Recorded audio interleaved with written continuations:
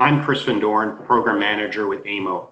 Thank you for joining us to learn how councils can use asset management as a decision-making tool to mitigate the impact of COVID-19 on infrastructure investments. Municipalities own infrastructure assets in order to provide services to our communities. And as you know, municipal governments in Ontario own more core infrastructure than any other order of government. Most of it is essential to our economic prosperity and quality of life. Much of the existing infrastructure in Ontario needs to be replaced or upgraded. Flexible allocation-based funding, such as the federal gas tax, is extremely important in helping us face changing demands for services. AMO is committed to educate elected officials on asset management as they are stewards of public infrastructure and set strategic direction on allocation of financial resources that affect the quality and the delivery of services provided to our communities. Our speaker today is Christina Benty, who will provide an overview of asset management and the role of elected officials in adopting it to identify local investment priorities. Christina is the principal of Strategic Leadership Solutions, which helps organizations build a culture of excellence in leadership and governance. She has traveled throughout the country as an asset management evangelist and has previously served 12 years in council, including 2 terms as mayor in Golden, British Columbia. Following Christina's presentation, there will be a panel discussion on how Ontario municipalities are coping with COVID-19 from an asset management perspective. So hello everyone, and thank you so much for the introduction, Chris, and thank you so much for being here. I'm thrilled. Love of asset management started when I was a politician.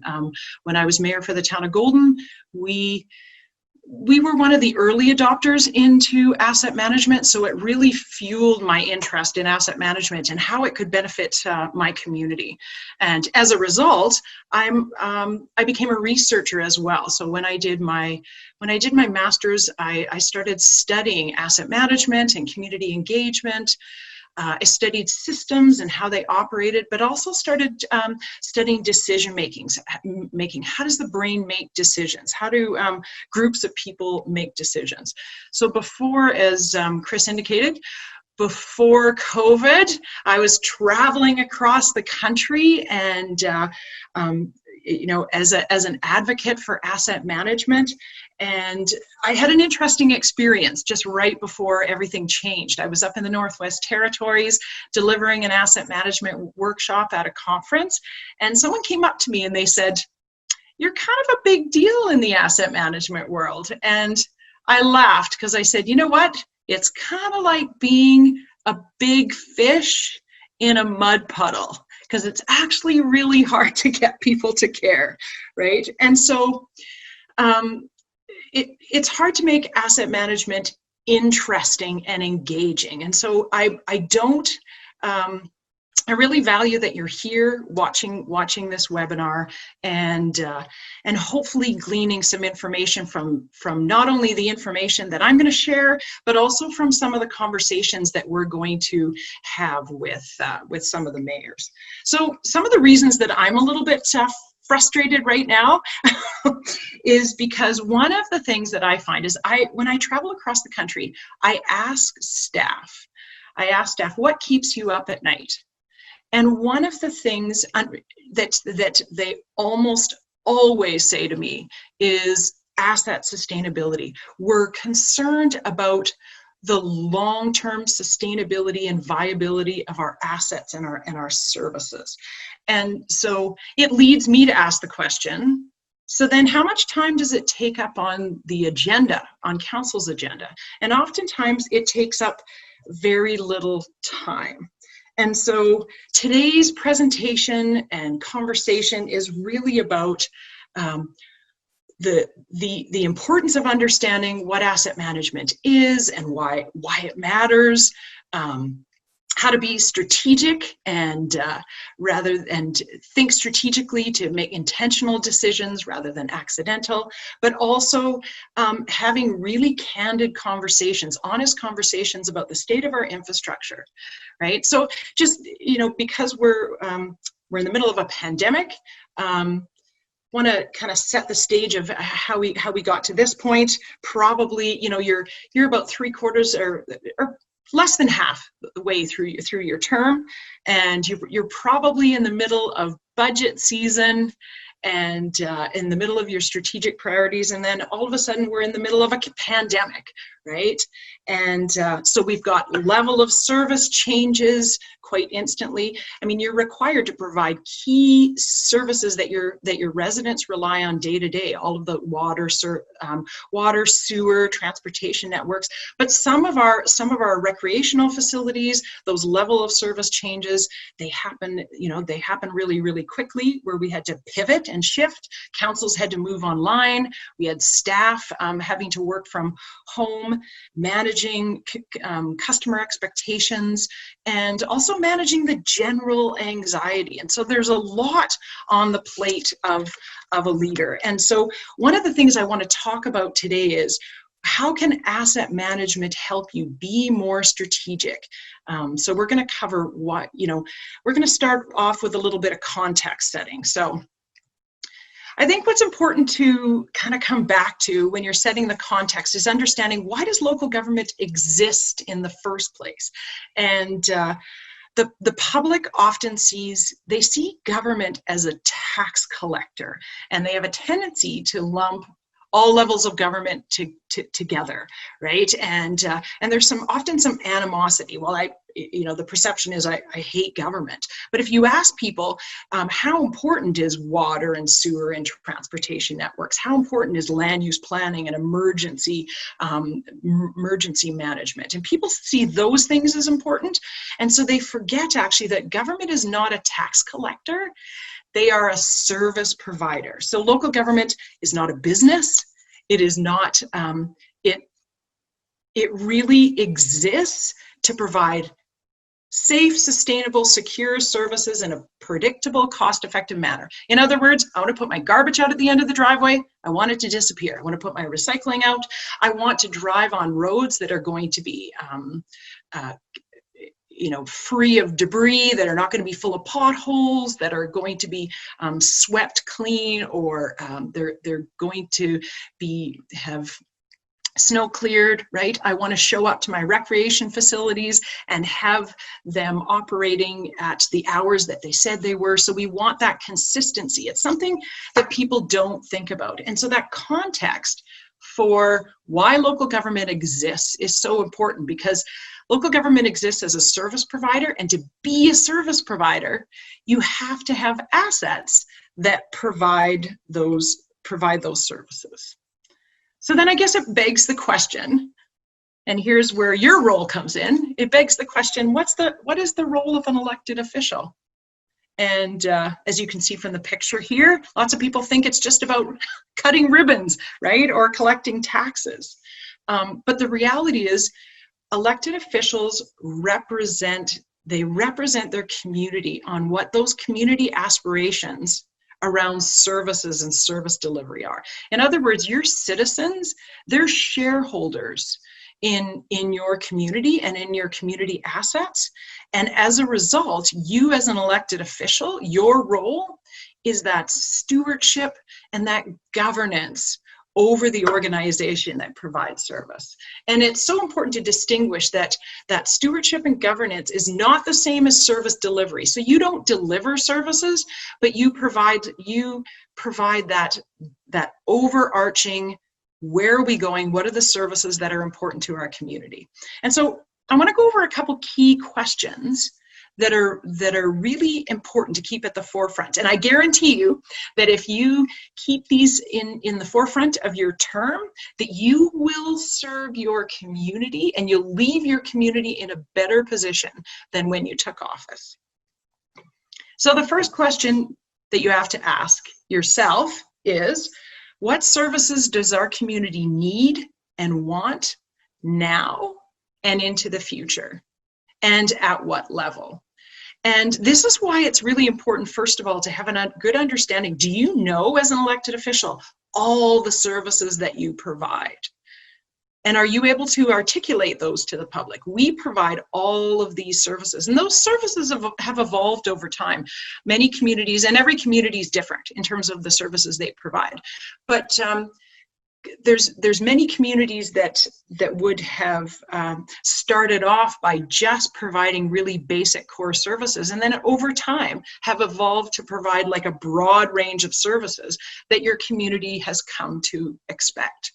Now, that being said, it's important to know your services in case there's services that are no longer relevant for you to be providing. And so part of your job as an elected official is to have a sense of, are there services that we should be providing that we're not? But are there services that we're currently providing that don't make a speck of sense? I know in my area, in the regional district, they provide TV services. And the board finally came to the point is, why are we doing this? It no longer makes sense. It made sense 20 years ago, but it doesn't make sense now. So that is a key question and part of an important understanding of what your services you provide. I'm surprised, actually, oftentimes when I go into a local government and I ask them, okay, what are the services you provide? And I start flip charting it out, and oftentimes not everybody has a good understanding of that. So this question is really important. The second question is equally important, and that is, what is our community willing and able to pay for? And I guarantee you that that question hasn't been asked. We've got evidence. The evidence shows that we have overbuilt our environment and we're providing a broad range of services, but we have not taken into account the full cost to provide those services. And now, when we built those assets years ago, that now they're starting to age and they're starting to require more maintenance, and so those costs are going up. Some of the regulatory environment has changed significantly since some of those assets were put in, right? I know I can tell you in my community, we built diking infrastructure along the river with crushed cars in the 50s. So when we're going to replace that, you can't do that, right? Because that no longer meets any legislative requirement, nor is it a viable option in anything, right? So that question there, what is our community willing and able to pay for, is really, really key. And I know for myself as mayor, people always came and talked to me about services that they wanted, but when I turned the question around to, and what are you willing to pay for, that willingness to pay for services maybe kind of dropped off a bit. And this comes back to the level of service. So you may want the Cadillac version of services, but you may be only able to pay for the Prius version of services. So that's a key question to keep in the forefront during your term. And of course, the third question is, are we spending enough on the infrastructure that provides those services? And do you know whether you're spending enough, right? And so as elected officials, having those candid conversations with the staff around, are we spending enough? So if you look at your road rehabilitation budget, what is the expectation from the public on how the roads will be cared for? And are you spending enough over time? I worked in a community where they identified that they should be spending $500,000 a year, and it was a small community, and they were spending less than $100,000. So in 1 year, it doesn't have a lot of impact, but you spread that out over 10 years, your infrastructure ends up being in really, really poor condition. And we know that's the case because we've been given report cards from the Federation of Canadian Municipalities, and we've identified that we have an infrastructure deficit. We have a gap between we haven't spent enough to maintain, and we're not prepared to renew the assets. So how does asset management help? And this is really important. It's about it is about looking at a systematic approach. It's formalizing what you're already doing. And one of the things I think that's really important to remember is that you've been managing assets all along. However, it hasn't always been intentional. It's often been accidental. And so the key with asset management is it gives you the empirical data to make decisions on how to target your limited resources. So how do you prioritize those projects? And this is going to be, in a post-COVID world, this is going to be more relevant than ever, right? To have that data so that you can target your resources. So I think what's important to remember as well as elected officials is that it's not your job to actually do asset management. You don't do asset management. However, it is your job to support the process, keeping in mind that the process is designed so that you're delivering those safe, sustainable, secure services and in a seamless fashion, right? People don't want to have to wonder if the roads that they're driving on are safe, or that they don't want to wonder, am I going to get water today, right? They want. And so all of the infrastructure, all the linear assets and below the ground and above the ground that are providing water, are you ensuring, do you have the data and the information, and are you ensuring that you're investing appropriately in all those assets to ensure that sustainable service delivery? So part of your job is allowing staff to do their job and providing staff with the resources and the support, but also to be willing to engage in those really critical conversations. Because we know, like I said earlier, we know the state of our assets. About a third across the country are in poor to very, very poor condition.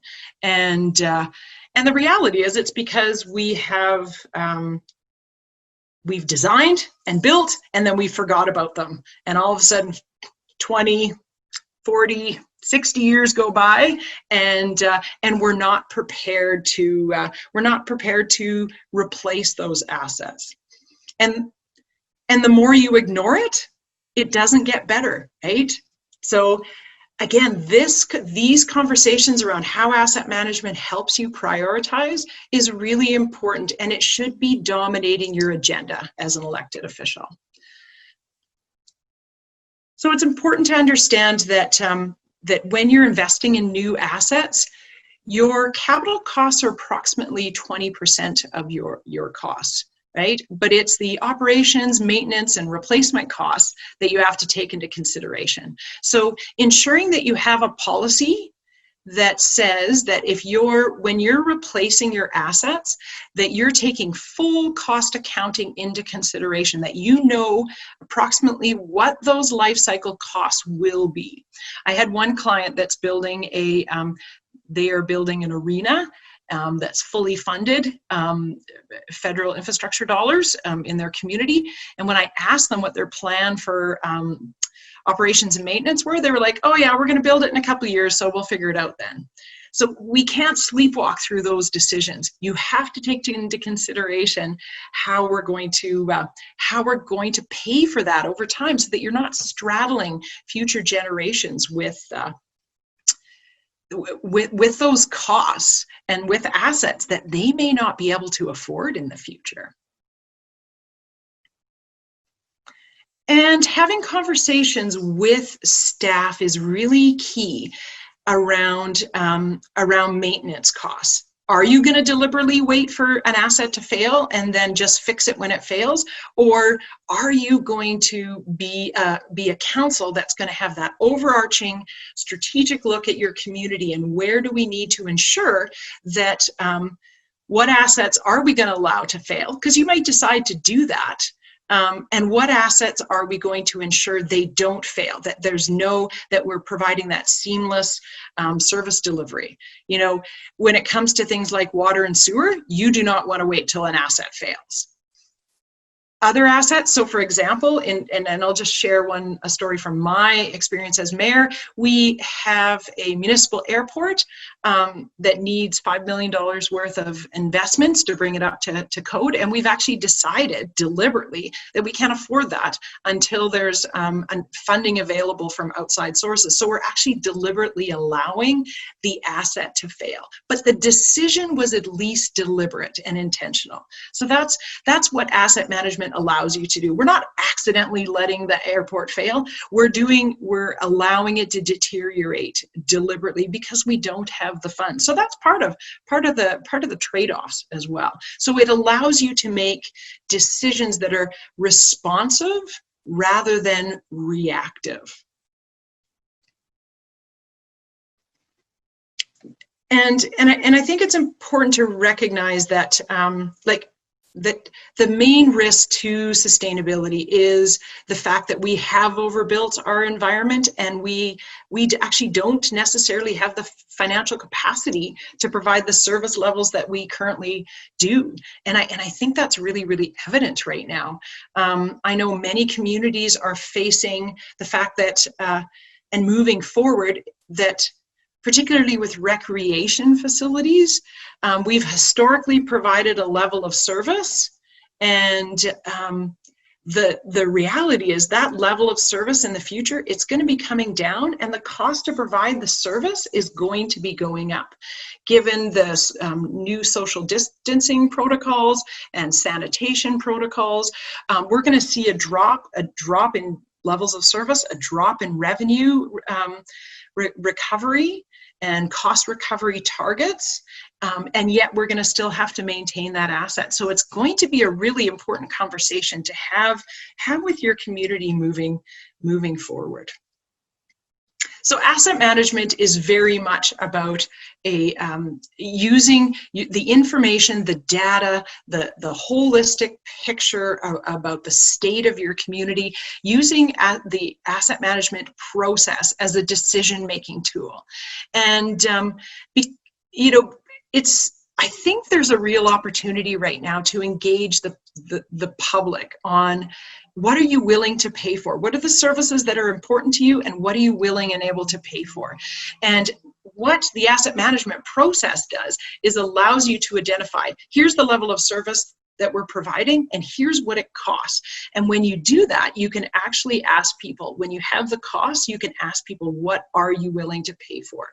And I think at this time in history, people are more receptive to having conversations around viability and sustainability of our assets and services, right? Because we're in the middle of a fairly significant crisis that has people open to having those difficult conversations. So I actually think there's a real opportunity for elected officials to use this as a way to have conversations with their residents.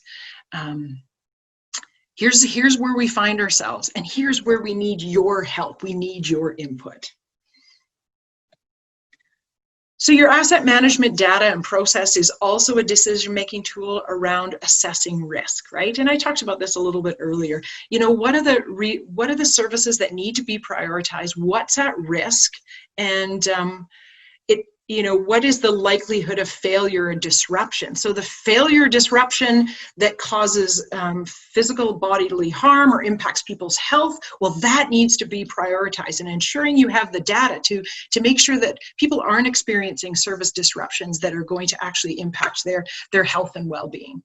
But so understanding what those consequences are and what those risks are. And so that data and information helps you make decisions. So you're making those decisions with eyes wide open.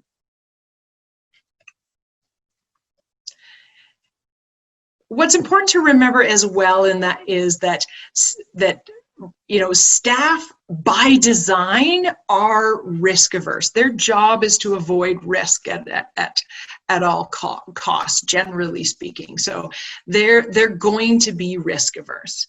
And the job of elected officials is to determine what is the level of risk that you're willing to assume. And that includes things like looking at your subdivision servicing bylaw and your road standards. Are we willing to reduce the level of service and reduce our road standards, and maybe we can save some money? Just recently, again, in my community, there was a repaving project, and the street used to have sidewalks on both sides. So when they replaced went to replace the road and the sidewalks, they decided that they could reduce the level of service by putting the sidewalks only on one side. Really low impact reduction in service levels, but it would actually save money in operations and maintenance costs. So that's a level of service that council actually, a non-technical level of service where council actually has some influence. Asset management allows you to determine particularly your non-technical levels of service, and look at, should we be renewing our existing assets before we take on new assets? I know my community is grappling right now with the fact that they would love to have an indoor pool, and yet what's also on the books is the fact that we need about $48 million worth of road rehabilitation over the next 10 years. And so it's not about making decisions just in silos, but having that holistic perspective around what are our community aspirations. And this comes back to those key questions. What do we want, and what do we need, and what are we willing to pay for? So looking at what are the level of service we're going to provide. And like I said, being super mindful that the levels of service in some area may drop. It may have to drop, and you want to be discussing those from a really strategic perspective. And asset management actually allows you, it allows your financial plan to be more strategic and based on empirical evidence. It allows you to build your reserves so that you're preparing for the future. And one of the important questions that you can wrestle with staff with is, are we spending enough money on our current infrastructure? And what should we be investing annually? And like I said, you want to be mindful of what is the risk of investing less, and do we know what that risk is? So engaging in that risk conversation so that you're able to plan for the future in a strategic way. And it really is all about informed decision making, right? Making sure that you have the data, you have the empirical evidence to do the right thing to the right asset at the right time. And so one of my messages, and I'll just share, when I am talking with staff, I will remind them, you don't need perfect data. You can get buried in collecting data, and sometimes councils will, or staff will want to have the perfect data to present to council. And I often encourage them, share where you're at, share where you're at with your data. Make sure that you're bringing that information to council so that it stays on council's agenda. And one of my messages to staff is, be willing to share difficult and unpleasant information, and don't be too measured. Don't be too measured with it. Share what you're concerned about. Share what keeps you up at night. And my message to council is, be willing to hear unpleasant information. Wrestle with the complexity. Part of your job is complexity management. And we're living very much in very complex and ambiguous times, right? Where we're watching governments having to pivot really quickly. And so making sure that you're recognizing that this is a complex issue, and it's not something that you don't need to be addressed, that doesn't need to be addressed overnight, but it does need to be wrestled with so that you can be intentional about your decision making.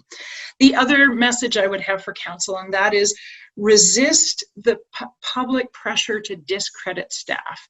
And in my travels, and I hear this from staff, is that oftentimes they don't feel like their information is trusted or believed, and there's a perception sometimes from the public that that you're supposed to that there's supposed to be an adversarial relationship between staff and council, and that is not true. That council and staff are part of the same team, just with different roles and responsibilities. And what's really important is if staff stays in their lane and council stays in their lane, you can actually get a lot done. When staff starts dipping into the council's lane or council starts dipping into staff lane, that's actually when you get a lot of turbulence, and it creates poor organizational culture that doesn't allow for the asset management to lead to those good decisions. So organizational culture is really, really important. So when you're sharing the story and telling the truth to the public, it's really important as elected officials that you have the information, that you can articulate the truth. Yes, we have been underinvesting in our assets, but we've got the data and we've got the information. So moving forward, this is what we're going to do. Right? Tell the story, paint the picture, use all the images. There's lots of communication tools around for you to be able to engage with your residents in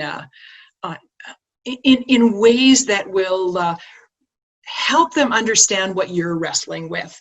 As somebody who represents shareholders, you're representing the citizens, the shareholders of all the assets and services in your community.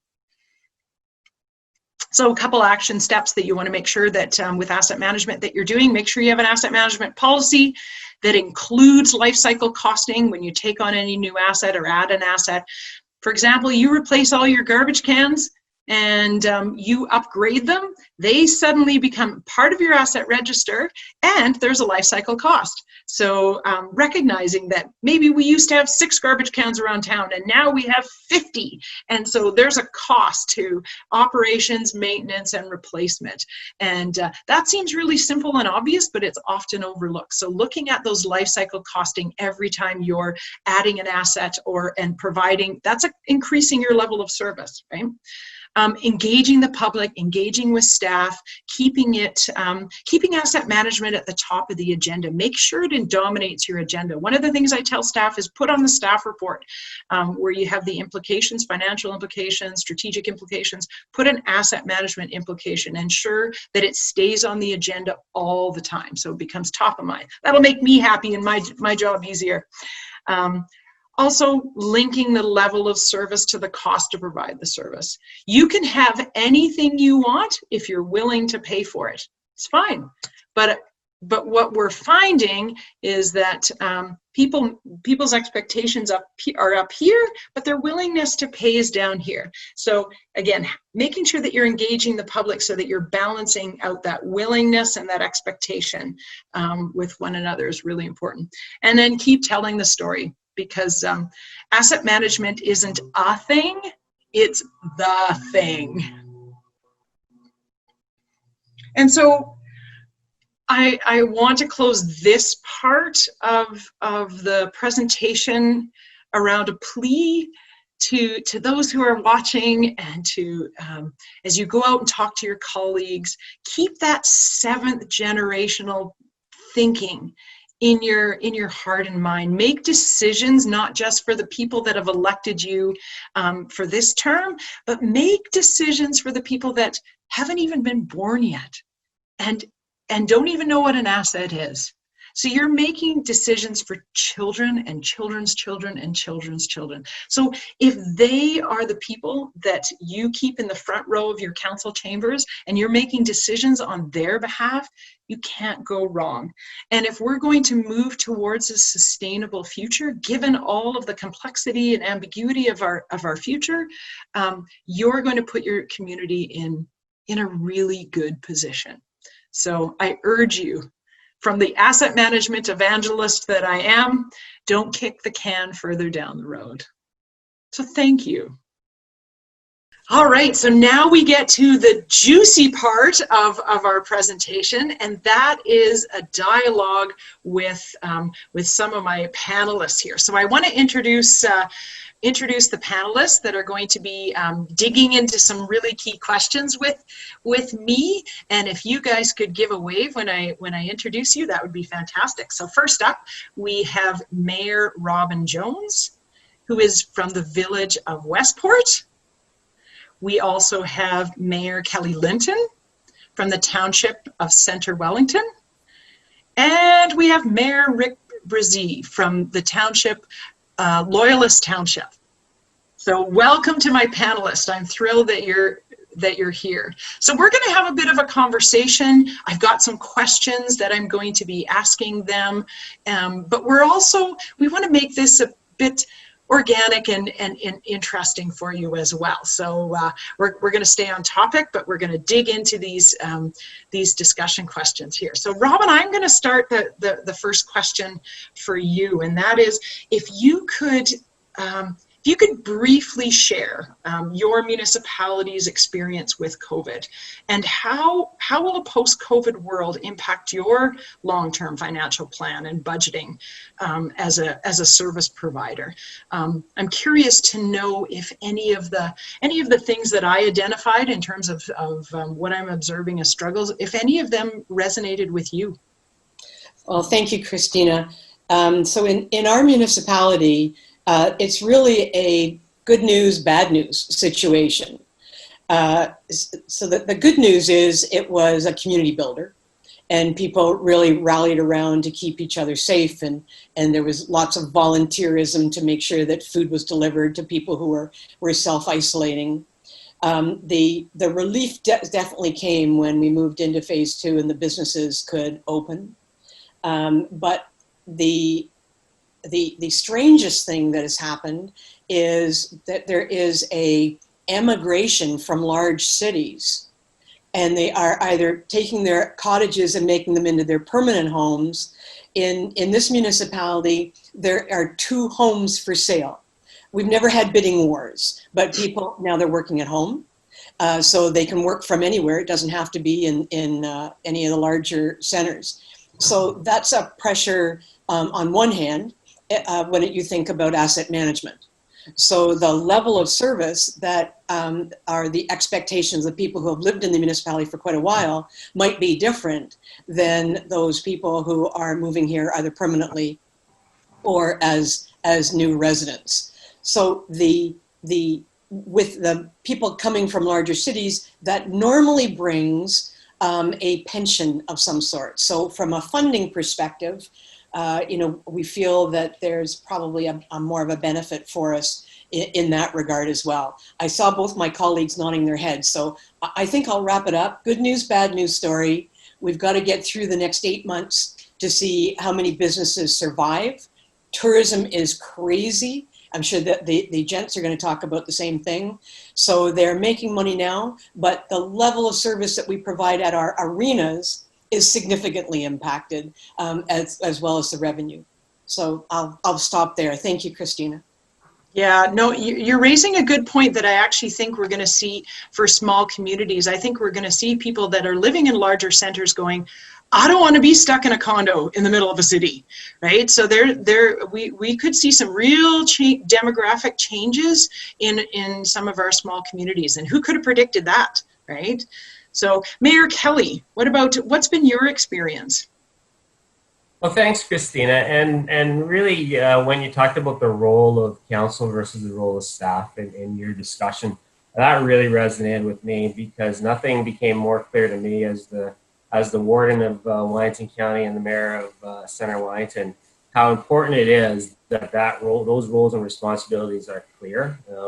And they're not always the case. And so when you're talking about asset management, when you're talking about making the difficult decisions that we have to make in the middle of a pandemic, that's so critical. And if council understands their role, and I'm going to focus primarily on council, because in my work that I've done and as mayor and warden, that's where the problem usually lies. It's councilors not knowing that they're not managing the business. So that's been a bit of a challenge. But for Center Wellington, you know, we're really close to the GTA.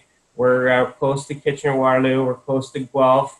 So what we are seeing is very similar to what Mayor Jones talked about. Is we're seeing a huge uptake on real estate in our area, and that's something that we didn't anticipate. So that is happening as well. And being a tourist destination, primarily in Elora, our downtown, we closed our streets to vehicles. In our downtown, the patios are all open. We were one of the first regions to put a mandatory mask in effect, and so I issued an order across Wellington County in support of our public health unit, and we put that in place primarily because we knew we were going to get a lot of tourists from the GTA and the surrounding cities, and we got it in 2 days before things were opened up. So we had to move really, really quickly, and it's going really well. But that has the regional opening has been really beneficial to Center Wellington for sure, but it's brought its challenges, and that is bringing people from the cities into the town. And our numbers when it comes to the COVID cases have been really low, but that was one of the fears as we moved to a regional opening, that we were going to see a lot of individuals coming while they were still in the first phase, and then the second phase. And we did see that, but we're trying to adapt. When it comes to our businesses, we were one of the first regions to put a $1 million fund in place for low interest loans, support over 300 jobs across the county. Township of Center Wellington provided $50,000 in grants because we knew some of the businesses, they couldn't go further into debt. And we really did need to support our local businesses. When it comes to the revenues, we needed to make sure that we were generating revenues from our business community, and that means keeping them in business, keeping the lights on, keeping the doors open. We're also really hit because we have a casino, an OLG being shut. We get about $2.1 million a year through casino revenues, and all of a sudden that dried right up. So when it comes to capital expenses and capital projects that we had planned, we have to take a hard look at that. It's a good thing that we had a capital levy in place, a 2% capital levy just to rebuild bridges since 2015. If we didn't have that in place, we'd be in real trouble. Because we have a whole new revenue stream to rebuild. We're on track to rebuild 21 bridges in 8 years. So that's because we've embraced an asset management approach to what we're doing. But COVID has really hit us hard. But I think it's more short-term problems, and I don't see a significant long-term problem that's going to come because our reserves are pretty healthy. So I think we're in pretty decent shape. So you raise a good point around, pressures on your existing services, but also looking at, how do we react in the short term, and then how do we respond in the long term? And so some of those risk conversations that you're talking about with council, that's really important. How do we mitigate those risks over the long term? What's going to be the impact to our revenue streams drying up? All very, very important conversations for council to be having. So Mayor Rick, what about you? What's your experience been like? And well, as has been said by Mayor Linton and Mayor Jones, we were fairly lucky in many ways with COVID. We had a very low incidence in our particular area. But we did see, as everyone else did, everybody being sent home. Very few people working.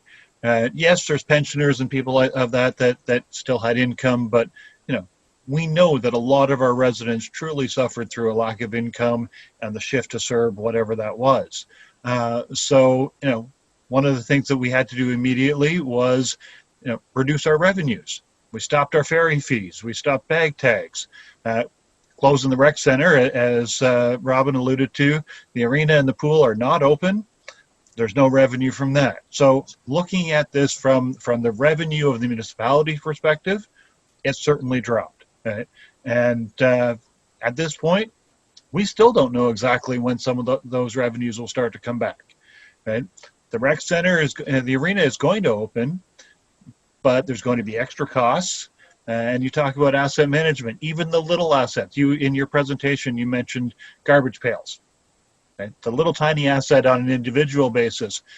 But as we look at, the plexiglass barriers that we're putting up, and some of the things that we've had to buy, the Clorox cleaners and all those things that we've had to buy, are we going to need them for the next 6 months? Are we going to need them for the next 3 years? Are we going to need them for the next 10 years? These are things that are really big questions as far as how we deliver these services and what tools we need, what staffing we need to be able to move forward with that over the long term. So yeah, it's been a significant challenge. Another one that I wanted to mention that the other two mayors didn't, although I'm assuming that they faced very similar challenges, was the projects that we had on our list. We've all got road resurfacing, we've got a variety of infrastructure projects that are on our list, in our capital budgets, and some of them we had to push off. Right? We evaluated them and tried to figure out which ones we can afford to, which ones aren't a safety risk or something like that. But in many cases, we had to push them off. Those that we did do, especially roads, were suddenly much higher priced than we anticipated. Right? COVID causes extra costs. Right? COVID causes fewer bidders, and therefore the prices go up. So there's some significant shifts within our asset management plan because of COVID. Yeah, so you kind of lead me into the next question that I want to talk about, and that is around revenues dropping, right? And your cost recovery targets changing significantly. So, and Mayor Rick, I'm going to continue with you. How are you having those important conversations? One of the things that I think is key is recognizing, there is a cost to doing nothing. And so how do you have those important conversations with staff so that you're dealing with the short-term implications of being responsive, or like I said, being reactive within the chaos and the ambiguity, but then what are the long-term implications of our revenues dropping, our service levels dropping, but the cost to provide services going way up. So when you have an arena closed and you're not providing services, you're not getting any revenues, but you still have this arena that you got to keep the lights on, right? You can't let it fall apart. So tell me about the, how important are those risk conversations? And you speak to keeping the lights on the arena. Obviously, one of the biggest questions is when you put the ice back in. Yeah. The energy required for the ice and the staff maintenance on the ice is huge. And if it had sat with ice in it for the last 6 months, it would have been a huge cost. Right? Obviously, we took the ice out for back in March, and it's been out since. We're right now looking at when we can bring it back in. Right? And with that, talking to our partners in the hockey associations, the beer leagues, things of that nature, right, to say, okay, how are we going to do this? Are you going to need 2 change rooms instead of 1 change room? People coming in and out, are we going to need to have, an hour on of ice rental and then an hour off so that our staff can come in and clean in that time frame? And how much staff do we need for that?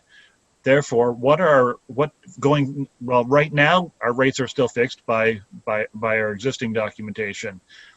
But going forward, what are those costs going to be? And what do we have to set our rates at? And then you get into the question of, is that competitive to our neighbors and things of that nature? So it really is a big question, evaluating when and how to reopen, when to put that ice back in. And we need lead time. Now, one of the things that we did take advantage of is recognizing way back in March that with this shutdown, we knew we weren't going to be open, and actually council made the decision that we would not reopen until at least September. And with that, staff were able to start planning some of the small projects that they could do while the ice is out, while the pool is empty, things of that, while there's no residents using the facilities. They can do some of those, I'll say, mid-range maintenance projects that they've been trying to fit in between users all this time. So we took advantage of that to the best of our ability, which helps, but we still have to try to figure out what we're doing next, as you say, in the short and the long term. Can we open up September 1? Will it be more like October? To be honest, we're not sure yet. Yep.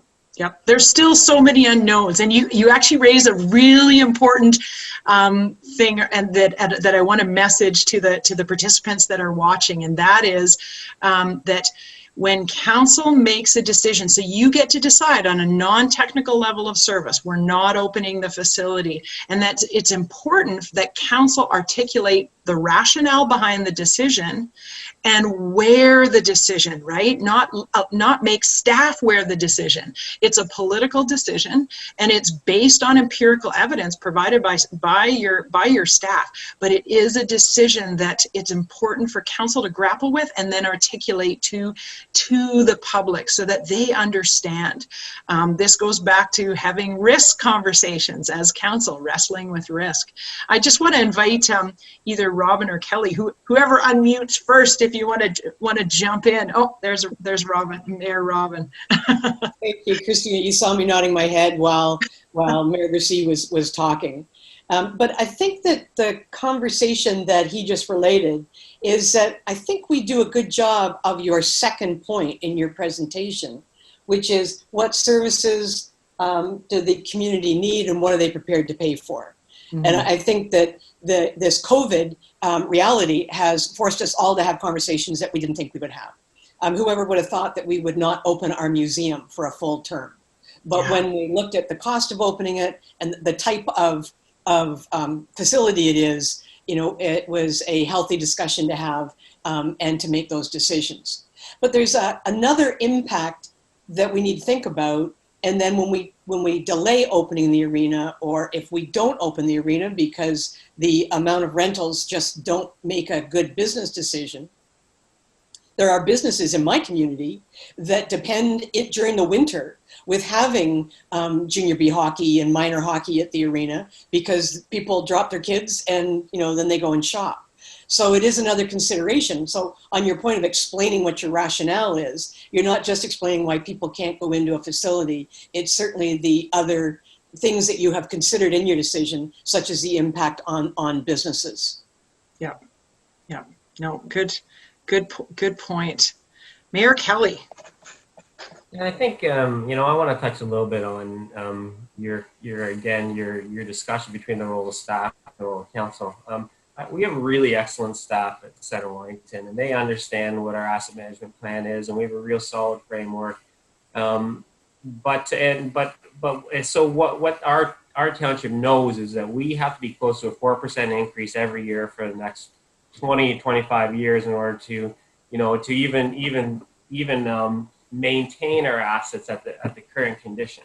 Well, as councillors, we know that our community cannot afford a 4% tax increase every year. So that's where the tension is between what our asset management plan talks about, and as councillors and representatives of the people, what we know people are willing to pay. And so that's the tension that we're going to have to bring into our 2021 budget period. And so that's where we initiated our discussion with our staff, and council provided direction that we had to be close to a tax rate of 1% as we can get. And then staff will have to come up what service levels have to be cut, what projects have to be pushed off. But we recognize that at this point, with the anxiety and the stress levels of COVID and people losing jobs, they're not going to be able to afford what we would have assumed was going to be our tax rate increase. So that's, again, gets to that tension between understanding our community, but also not getting further behind on maintaining our assets. So it's a real tough and interesting time to be a leader right now, because you're weighing off a lot of different things. And as you mentioned before, Christina, you never have never have all the information. Yeah. And I've talked to our staff before, and it's at some point it comes to an end for looking at other municipalities for what they're doing. What works for Center Wellington? And I know that doing some best practices and understanding what other municipalities, there's a role for it. But there comes to be a time where sometimes you got to go out on a limb and do what's best for your town, regardless of what other people are doing. So I think that's some of the conversations that we're having between council and staff, and they're hard conversations to have. But if you don't go there, you're leaving a lot unsaid.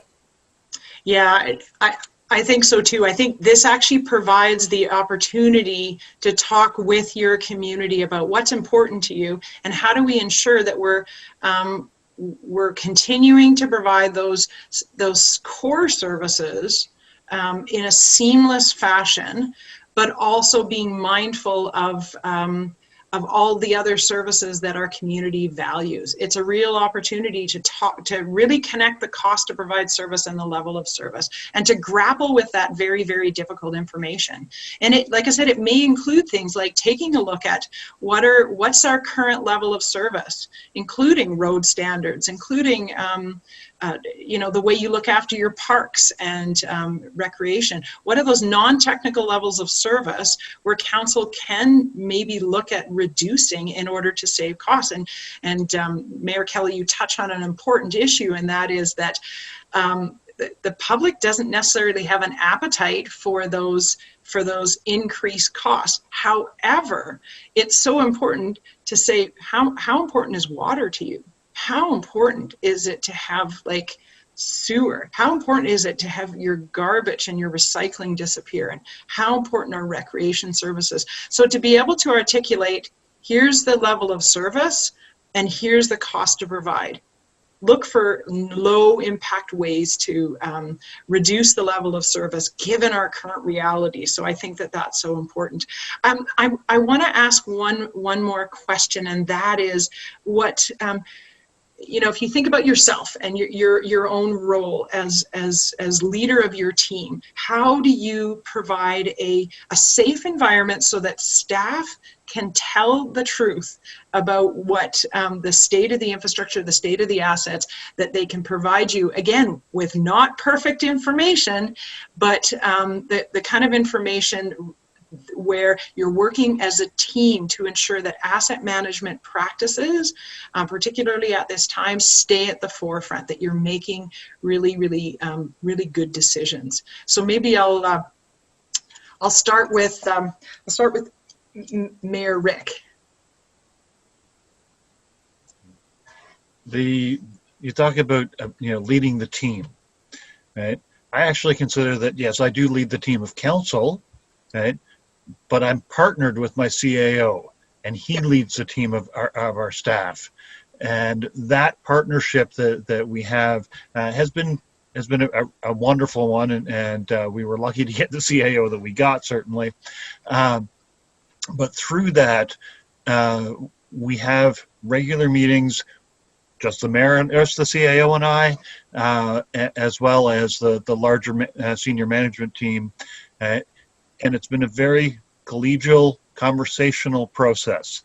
I don't try to challenge on technical stuff because they certainly know it better than I do. And my role is to reflect what I perceive, at least, to be where council's going and where they're getting feedback from the community. That's our primary role. And by having that conversation, recognizing the balance between the technical requirements that our expert staff know that stuff a lot better than we do, right? And the desire from the community, which we know better than they, right? It has become a fairly balanced conversation. Right? So it's been quite effective that way. Excellent, thank you. Mayor Robin, what about yourself? How can you, as you lead the team, how do you maintain that long-term vision for your community while keeping some of the day-to-day impacts of what's going on? We're living in a world of complexity and uncertainty. How do you ensure that you maintain that long-term vision of viability and sustainability? So a couple of things. I like the way that Rick worded, who you partner with and who has every role. I would just add that the way, the most effective that staff can be are to have well-written, thorough, easy to understand reports. Mm-hmm. And so it's to make sure that council has the information that they require to make decisions, as Rick has said, taking into consideration what we hear on the street from the community, goes a long way, because they are the ones who will, with successive councils, they'll keep the eye on the ball as well. we've also teamed up our treasurer and public works. And most of the reports come forward from the two of them, or they at least are consulted on each other's reports. So they know the vision. You know, we've got, we started a language at the beginning of this mandate, which is dream big. You know, for a long time, we know in little communities that status quo is the best, but you can dream big and still not have to have a 4 or 5% increase. And so we've kind of set that as our standard. But when well-prepared, thorough, properly documented reports come to council, it's easy for council to keep their eye on the asset management plan, the long-term strategies, and say yes. Yeah, no, that's great. And Mayor Kelly, what about yourself? How do you make sure that you're keeping that, again, that long-term vision, the long-term vision long after you've left office, and how do you keep your eye on that ball while you're managing the day-to-day challenges?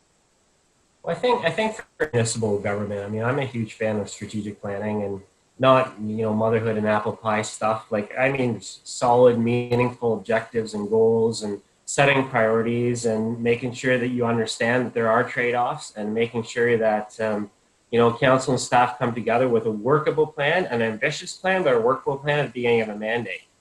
So I don't think there's any other way to do good governance except for going ahead and developing a real strong strategic plan that's based on needs and not wants. So for us, rebuilding bridges, roads, water, those are our core services. And so we have that strategic plan. We had no idea that COVID was going to come and kick us in the butt.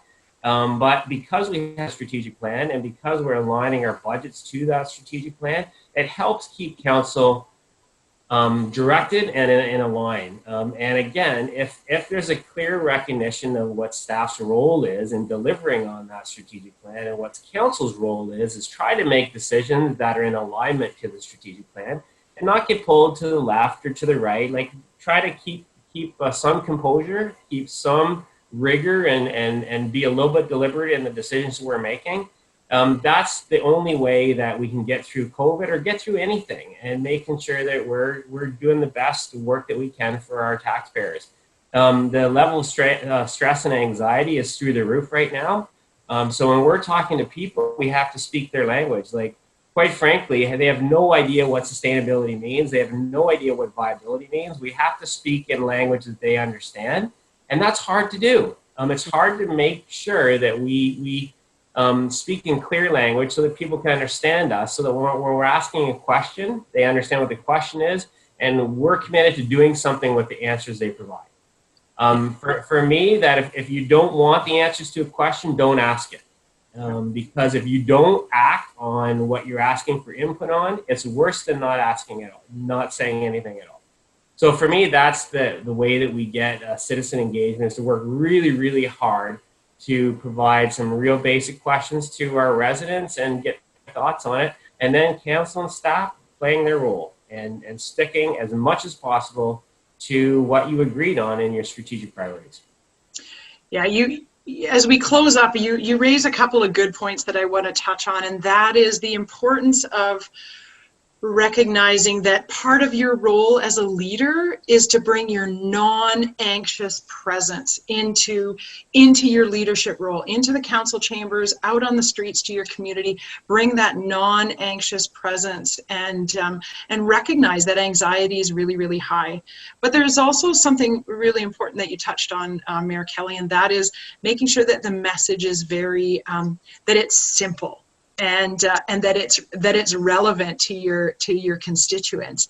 And one of the things that I used to do is I'd say, how important is it that your children's children enjoy the same services? And then I'd list some of the service. How important is it to you that they get to enjoy the same level of service that you get to enjoy? So my job as mayor is to ensure that that I'm looking after the services and the assets, so what you get to enjoy, they get to enjoy. So keeping the lens of seventh generational thinking in the forefront as you're making decisions. So Nice work. So I want to thank my panelists for answering the questions, for giving some thought, for providing their perspective. And I think it's important to remember that you have a cohort of elected officials across the province, and you can access each other's wisdom, and you can get that support and help that you need.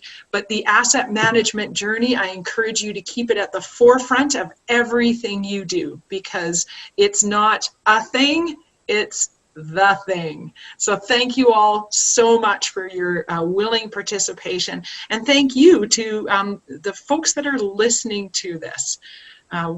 We don't take for granted that you're here. We appreciate it. So thank you.